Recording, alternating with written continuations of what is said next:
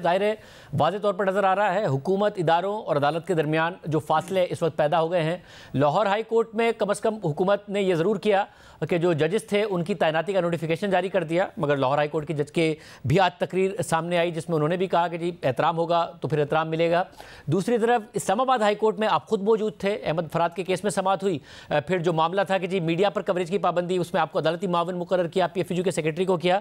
आपको लग रहा है जो टेम्परेचर है और जिस तरीके से मामला जा रहे हैं कि कोई सुलझने की तरफ जाए या आपको मामला उलझता ही नजर आ रहा है, और आप क्या समझते, क्या हल है?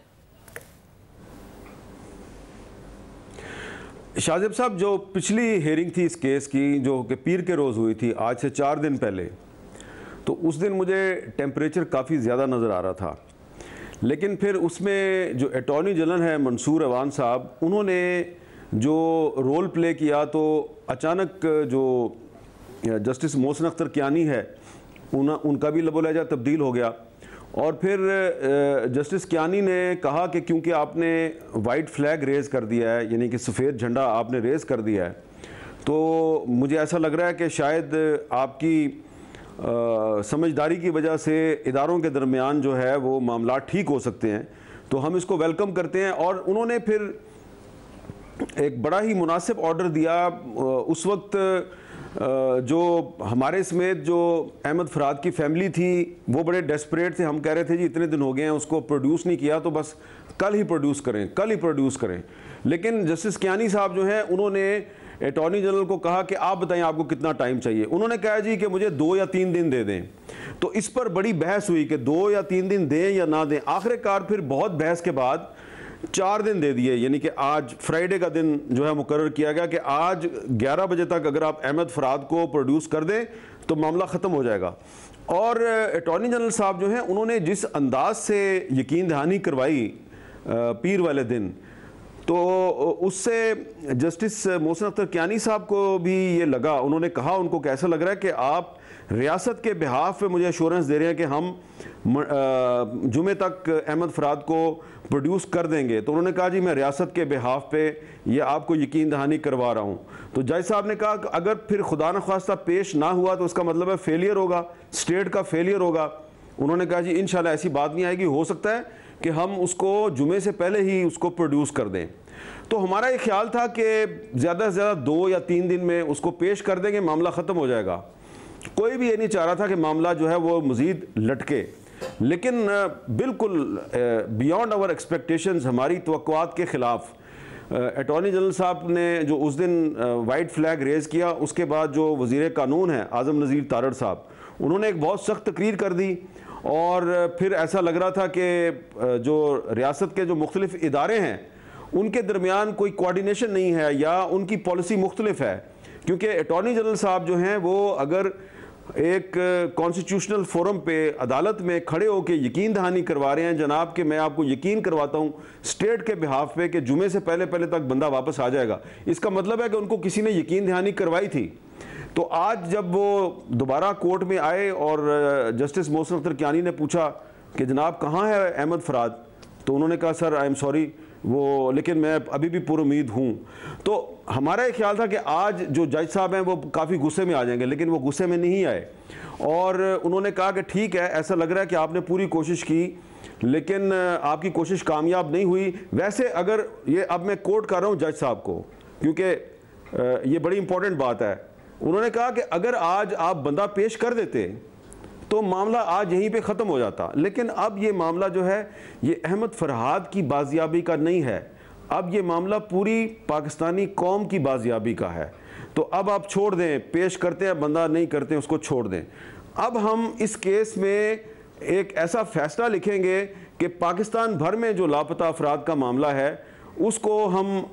एक ही फैसले के ज़रिए हल करने की कोशिश करेंगे। और फिर उन्होंने ये ऑर्डर किया कि फ़लाँ को भी बुला लें, फ़लाँ को भी बुला लें, फ़लाँ को भी बुला लें। तो मैं समझता हूँ कि अगर आज अटॉर्नी जनरल साहब की जो कमिटमेंट थी वो उसको पूरा किया जाता, उनको एम्बेरस ना किया जाता और अहमद फराद को पेश कर दिया जाता, तो ये इतना जो सख्त ऑर्डर आपको नज़र आ रहा है ये ऑर्डर ना आता। लेकिन अब अगर आप अहमद फराद को पेश कर भी देंगे कल या परसों जब भी, तो मुझे लगता है कि अब ये मामला जो है ये लंबा जाएगा और इस मामले में अब मुझे लगता है कि आने वाले दिनों में इदारों में जो मुहाजराई है वो मज़ीद बढ़ेगी, क्योंकि जस्टिस मोहसिन अख्तर कियानी साहब ने अब जो तहरीरी ऑर्डर लिखवा दिया है, अब अगर इस पे अमल दरामद नहीं होगा तो ज़ाहिरी बात है फिर उसके बाद तौहीन अदालत की कार्रवाई शुरू होगी। साहब, और ये अब दूसरी दफ़ा है, एक तरफ अटॉर्नी जनरल ने जब बाबर सत्तार साहब के हवाले से बात हो रही थी तब भी उन्होंने उनके कागजात के हवाले से कहा और ख़ुद गवाही दी और कहा कि मैंने खुद ने वेरीफाई किए थे, मैं तो उनका लड़ूंगा अटॉर्नी जनरल के ओहदे से मुस्ताफ़ी होकर, अगर उनके खिलाफ कुछ भी आता है तो मैं उनका केस लड़ूंगा। मगर फिर हुकूमती वज़रा, वज़ीर कानून भी और वज़ीर इत्तलात भी वो क्रिटिसिज्म करते नजर आए, तनकीद करते नजर आए जस्टिस बाबर सत्तार पर। अब इस वाले मामले में भी आपने बताया पूरा का पूरा आंखों देखा हाल, अटॉर्नी जनरल ने यह बात की, दूसरी तरफ लॉ मिनिस्टर ने बाकायदा तौर पर तनकीद की, उस दिन भी तनकीद करते नजर आए। फिर हमें जो मीडिया वाली बात जो जिसका मामला आपने भी अदालत के सामने उठाया और आपको अदालती मामून भी बनाया, उसमें भी ये बात नज़र आती है कि एक स्टेप आगे चली गई हुकूमत के, जो पेमरा के ज़रिए की पाबंदी लगा दी जाए, पंजाब में अलग एक कानून बना दिया। ये हुकूमत हाजिर जनाब की और जी जनाब की जो तेज़ तेज़ कल्लाबाजियाँ खा रही है वो क्यों खा रही है और अपना ट्रैक रिकॉर्ड सारा ख़राब कर रही है? मैं बहुत अरसे से ये कह रहा हूँ कि ये जो हमारे दोस्त हैं मुस्लिम लीग नून वाले, जब ये अपोजिशन में होते हैं तो ये अदलिया और मीडिया की आज़ादी के सबसे बड़े लंबरदार होते हैं, लेकिन जैसे ही ये हुकूमत में आते हैं, जैसे ही हुकूमत में आते हैं तो फिर इनकी एक कोशिश होती है कि ना सिर्फ जुडिशरी जो है उसको भी ताबे बनाया जाए, बल्कि मीडिया भी जो है ना वो इनकी मर्ज़ी के मुताबिक काम करे। और देखें, मैं तो अपने एक्सपीरियंस की बुनियाद पे आपको बता रहा हूँ, 1990 में भी यही हुआ, फिर उसके बाद 1997 में भी यही हुआ, उसके बाद 2013 में भी यही हुआ। तो ये ट्रैक रिकॉर्ड है, ये मुस्लिम लीग नून का ट्रैक रिकॉर्ड है। ऐसा ही ये अब मुस्लिम लीग नून वही कुछ कर रही है जो कि 2018 के बाद इमरान खान साहब की हुकूमत ने किया था। लेकिन मैं उस वक्त ये कहता था कि इमरान खान साहब जो हैं वो मुस्लिम लीग नून की हुकूमत के नक्शे कदम पे चल रहे हैं। ये जो पंजाब में जो ये कानून लेके आए हैं जिसमें वो कह रहे हैं जी स्पेशल ट्रिब्यूनल्स जो हैं, इन स्पेशल ट्रिब्यूनल्स के ज़रिए हद के इज़्ज़त के मुकदमात का फ़ैसला होगा। तो ये जो मीडिया कोर्ट्स की कहानी है, अगर आपको याद हो तो ये पाकिस्तान तहरीक इंसाफ की जो हुकूमत है वो मीडिया डेवलपमेंट अथॉरिटी के बिल में लेके आई थी, और उस वक्त जब हम उसको अपोज कर रहे थे, उसके खिलाफ एहतजाज कर रहे थे, तो मैंने उस वक्त भी ये बात बार बार कही थी कि ये तहरीक इंसाफ जो है ये मीडिया कोर्ट्स और मीडिया ट्रिब्यूनल्स की जो तजवीज़ है ये मुस्लिम लीग नून से लेके आई है, क्योंकि ये तजवीज़ सबसे पहले 1991-92 में जब नवाज शरीफ साहब वज़ीर आज़म थे और शेख रशीद साहब वज़ीर इत्तलात थे, तो उस वक्त ये आई थी। और मुझे अच्छी तरह याद है कि उस वक्त दी न्यूज़ में ये जब स्टोरी मैंने ब्रेक की थी तो ये मिनिस्ट्री ऑफ इंफॉर्मेशन के उस वक्त PRO होते थे मोहम्मद सलीम साहब, जो आजकल पेमरा के चेयरमैन हैं, तो ये उसकी तरदीद लेके आए थे। तो ये देखें, ये कोई नया नहीं हो रहा। अब आप बहुत से लोग कहेंगे नहीं मुस्लिम लीग नून को कहीं से डिक्टेशन दी जा रही है, वो किसी के कहने पे कर रही है। नहीं, ये हमेशा से ही ऐसा करते हैं। जब भी इनको पावर मिलती है तो ये जजों के भी गिरेबान पे हाथ डालते हैं, ये मीडिया के भी गिरेबान पे हाथ डालते हैं, लेकिन हम भूल जाते हैं क्योंकि जब फिर ये ऑपोजिशन में आते हैं, इन पर झूठे मुकदमे बनते हैं, हम फिर इनके साथ खड़े हो जाते हैं और हम कहते हैं इनके साथ बड़ी ज्यादती हो रही है, जमहूरियत को लहूलुहान कर दिया आपने, जनाब राना सनाउल्लाह पे झूठा मुकदमा बना दिया, एहसन इकबाल को गिरफ्तार कर लिया, शहबाज शरीफ पे झूठा मुकदमा बना दिया, नवाज शरीफ पे झूठा मुकदमा बना दिया, हम इनके साथ खड़े हो जाते हैं। लेकिन ये जैसे ही जब दोबारा हुकूमत में आते हैं तो ये अपना पुराना काम शुरू कर देते हैं। ये एक बदकिस्मती की बात है। लेकिन अगर मुस्लिम लीग नून में से कोई मेरी ये जो बात मैंने आपके सामने की है इसको डिस्प्यूट करता है और उसके ख्याल में मैं गलत कह रहा हूं, तो किसी लाइव प्रोग्राम में मेरे साथ आप डिबेट कर लें, मैं फैक्ट्स एंड फिगर्स के साथ शामिल करूंगा, के साथ साबित करूंगा कि जो आप आज कर रहे हैं ये आप 1990 से करते आ रहे हैं। और जो आज कर रहे हैं इसका कोई यही कुछ करते हैं। जो आज कर रहे हैं उसका कोई अच्छा दिफा भी नहीं कर पा रहे हैं, कोई अच्छा दिफा नहीं पेश कर पा रहे हैं, मगर फिर भी दिफा करने की कोशिश कर रहे हैं। इस सारी सूरत हाल में हामिद मीर साहब, तहरीक इंसाफ को ये उम्मीद है कि जो अदलिया की तरफ से एक रेजिस्टेंस सामने आई है उसका फायदा होगा। इमरान खान साहब ने प्रोटेस्ट की कॉल दे दी है, इन्हें यह भी उम्मीद है कि खान साहब बाहर आ जाएंगे। आपको अब यह नजर आ रहा है कि खान साहब के लिए आसानियों का टाइम आने वाला है? देखें, ये आज जो लाहौर हाई कोर्ट में हुआ है या जो आज इस्लामाबाद हाई कोर्ट में जस्टिस मोहसिन अख्तर कियानी साहब की कोर्ट में हुआ है, इसका कोई ताल्लुक नहीं नज़र आता मुझे पाकिस्तान की सियासी सूरत हाल से, या मुझे नहीं लगता कि इसका डायरेक्टली कोई फ़ायदा तहरीक इंसाफ को होगा। हो सकता है इनडायरेक्टली उनको कोई फ़ायदा हो क्योंकि वो अपोजिशन में है, और हमेशा जब भी हुकूमत और जुडिशरी, हुकूमत और मीडिया में लड़ाई होती है तो जो भी अपोजिशन होती है वो फ़ायदा उठाने की कोशिश करती है। जैसा कि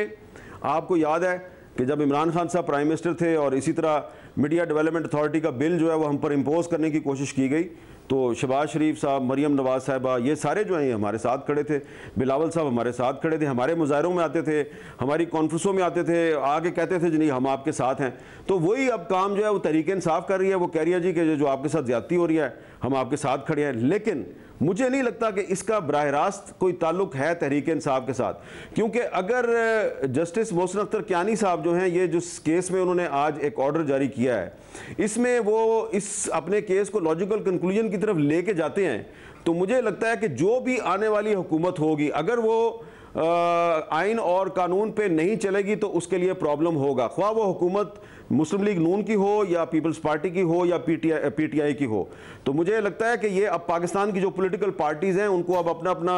नैरेटिव जो है वो तब्दील करने की ज़रूरत है। ये जो नैरेटिव है कि आप किसी के कंधे पे चढ़ के हुकूमत में आ जाए, किसी के साथ सौदेबाजी करके और दूसरा जो फ्रीक है उसके खिलाफ अलायंस करके आप हुकूमत में आ जाए तो आपकी हुकूमत बड़ी अच्छी चलेगी। तो इस तरीके से ना तो इमरान खान की हुकूमत चली है और ना ही मुझे लगता है कि ये हुकूमत चलेगी। और अगर दोबारा इसी तरीके से इमरान खान साहब जो है या उनकी पार्टी हुकूमत में आ जाती है और अगर वो भी आगे यही कुछ करेंगे तो वो भी नहीं चल सकेंगे। इसलिए अब इनको अपना नैरेटिव तब्दील करना पड़ेगा सबको, और जो आइन और कानून का रास्ता है वो रास्ता अख्तियार करना पड़ेगा।